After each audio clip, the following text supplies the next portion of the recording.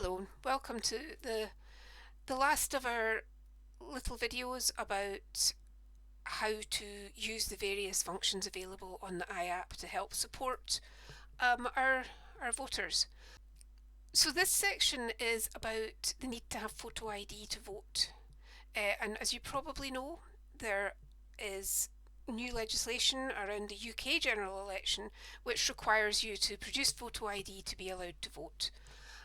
And this is a new thing and not necessarily something that people are used to. So you may well find that there are people who have photo ID but they're not sure if it's valid to allow them to vote, or people who don't have any acceptable photo ID. And luckily we can help support people in the second group to make an application to get what is called a voter authority certificate, which will allow them to vote on the day. Bear in mind that this is for voters who are voting in person on polling day. The same is not required for voters who are signing up for a postal vote. What we're able to do with the iApp is both take the voters through identifying whether they already have some ID that will fit the bill, and if not, take them through the process of applying for that voter authority certificate. A couple of things up front that the voter is going to need. They will need to be registered to vote. So again, if they're not, go back to stage one. They are going to need their national insurance number, and if they have to apply for a voter authority certificate, they will need to be willing to let us take a photo of them with our device. So probably a good idea up front to make sure that they understand that. Another really important thing to remember is that the photo ID, whether it's a photo ID they already have or they're applying for a new photo ID, it must be for the same name that they have on the register, on the electoral register. So that's another good thing to make clear up front, because if the person may have changed their name through, marriage, divorce, adoption, whatever, then they may have to go back and change their registration on the electoral register before going ahead with this stage of sorting out ID, because ID in a different name than what is on the electoral register is not going to be acceptable. So once we've kind of got through these initial stages, we understand what's happening, you can select the Apply for Certificate of Authorities option on the iApp and then press Start Now. The first part is that the voter must be already registered or have completed the voter registration form and awaiting confirmation of that. Either way, they can carry on through the system, but they do have to enter where they're registered to vote. That's very important. The voter will be asked if they plan to vote in person at the polling station. They'll go through a number of questions which will determine whether they already have valid voter ID, so it might just be a question of reassurance. So those all include, do they have a driving licence that's valid? Do they have a valid passport? There are alternative documents listed. If the answer is no to all of these, then they are in a position where they will need to apply for a voter authority certificate. And for doing that, they're going to need the address that they're registered at on the electoral register, their national insurance number.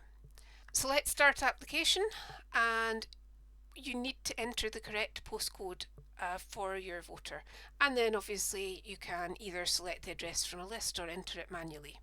The voter now has a choice of how they want to get their certificate. There's a couple of options, but the easiest is to have it sent to their registered address. You'll also, on the next stage, you'll need to enter the voter's name and press Continue. You now get a screen which is a little bit confusing, and it goes back to what we were saying about the name on the electoral register and the name that they're applying for the certificate with must match. So hopefully that'll already have been clarified. In that case, you can just answer no. Next, enter their date of birth. So now you've gathered most of the information that is going to be needed to apply for the certificate, but it's now time to take a photo of the voter. There are guidelines in the app on what makes an acceptable photo, and it's really important that you're familiar with those guidelines before you are out taking photos. So please do make sure you read through those in advance.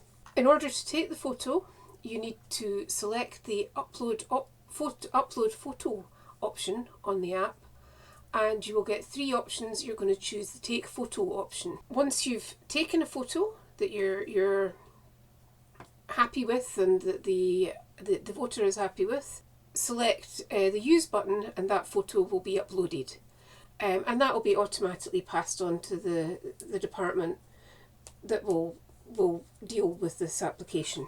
The last couple of things that you need to get once you've uploaded the photo, you need to enter the voter's national insurance number. Now hopefully you found out up front that the voter had their national insurance number. If they didn't, or they haven't managed to find it, they will have to contact the HMRC. But hopefully that's not going to be a problem. Hopefully they've got their national insurance number. You can put that in. And the final bit is contact details, so that the electoral office has permission to contact the voter, which is obviously important. Enter those contact details: phone number, email address. There's an accessibility option, which gives the voter the option to get braille or large print or easy read information. So fill that in as appropriate. And finally, we need the user's permission to allow the use of their information by IndieFirst. So IndieFirst is asking to retain their contact details so that we can contact them in future about any campaigns that are running. Ideally we want them to choose yes, but if they don't, this won't affect the registration that they've just done. It's not compulsory. Remember that it's important that the user themselves clicks the allow button. That's not something that we should do for them, because they need to be explicitly giving their consent to this use of the information.